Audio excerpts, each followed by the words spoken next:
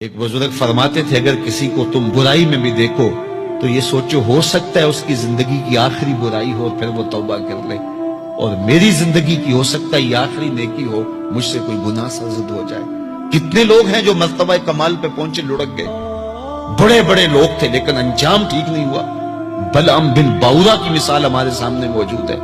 بنی اسرائیل کا مستجاب الدعوات ولی تھا، اور جب ہاتھ پھیلا کے منہ پہ ہاتھ پھیرتا تو ہاتھ بعد میں منہ پہ جاتے، قبولیت پہلے ہو جاتی۔ لیکن اسی کے بارے میں قرآن نے کہا نا، مثلہ کمثل الکلب، اس کی مثال کتے کی مثال ہے۔ زبان لٹک گئی تھی، زمین چاٹتا تھا، چونکہ اس کے ہاتھ نبی کے خلاف اٹھ گئے تھے۔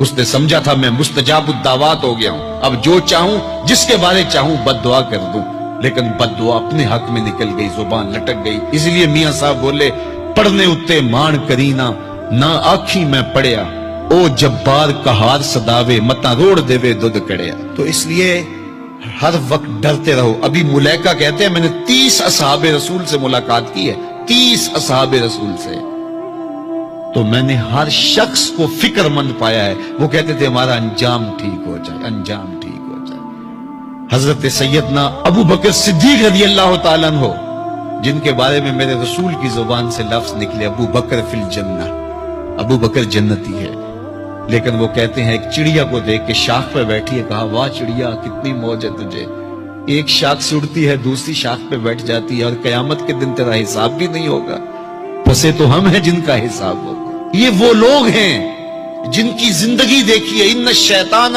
یفر من ذل عمر، عمر وہ ہے جس کے سائے سے شیطان بھی بھاگتا ہے، لیکن وہ کہتے ہیں کاش میں مٹی کا ڈھیلا ہوتا۔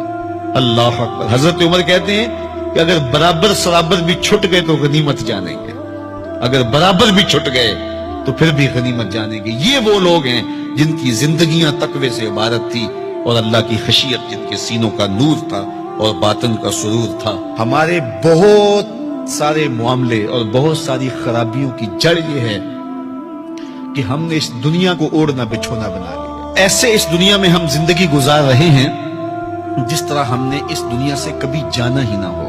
اس لیے دنیا کی بے رغبتی، دنیا کی بے رغبتی کا مطلب یہ نہیں ہے کہ ترک دنیا کیا جائے۔ اس پر صوفیاء نے جو بات کہی وہ بہت خوبصورت کہی۔ وہ کہتے ہیں کہ دنیا کے اندر ایسے رہو جس طرح کشتی پانی میں رہتی ہے، کہ کشتی پانی میں رہتی بھی ہے لیکن پانی کو اپنے اندر آنے بھی نہیں دیتی۔ تم دنیا میں رہو، دنیا تمہارے اندر نہ رہے۔ اگر تم دنیا میں رہو گے تو خیر ہے، اگر دنیا تمہارے اندر رہی تو پھر کچھ نہیں بچ پائے گا۔ کشتی پانی میں رہے تو خود بھی تیرتی ہے، اوروں کو بھی تراتی ہے، لیکن اگر پانی کشتی میں آ گیا تو کشتی کو لے ڈوبے گا۔ اس کی رحمت کے دروازے کھلے ہیں، آج ہم اس کی چوکھٹ پہ آ جائیں، کل تو آنا ہی آنا ہے۔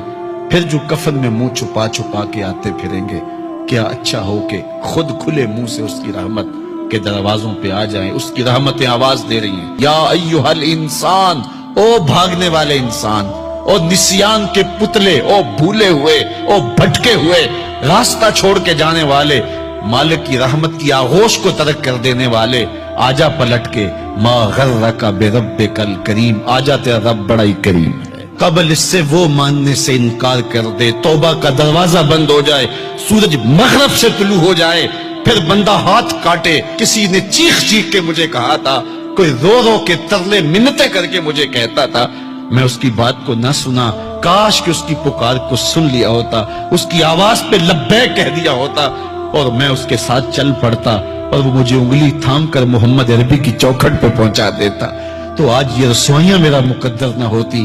صاحبو آؤ، کتاب رحمت آواز دے رہی ہے، کتاب رحمت تمہاری انگلی تھام رہی ہے اور تمہیں حضور کی چوکھٹ تک پہنچا رہی ہے، اور آمنہ کا لال تجھے اپنے دامن میں لے کے رب سے مغفرت اور بخشش کا پروانہ لے کے دے رہا ہے۔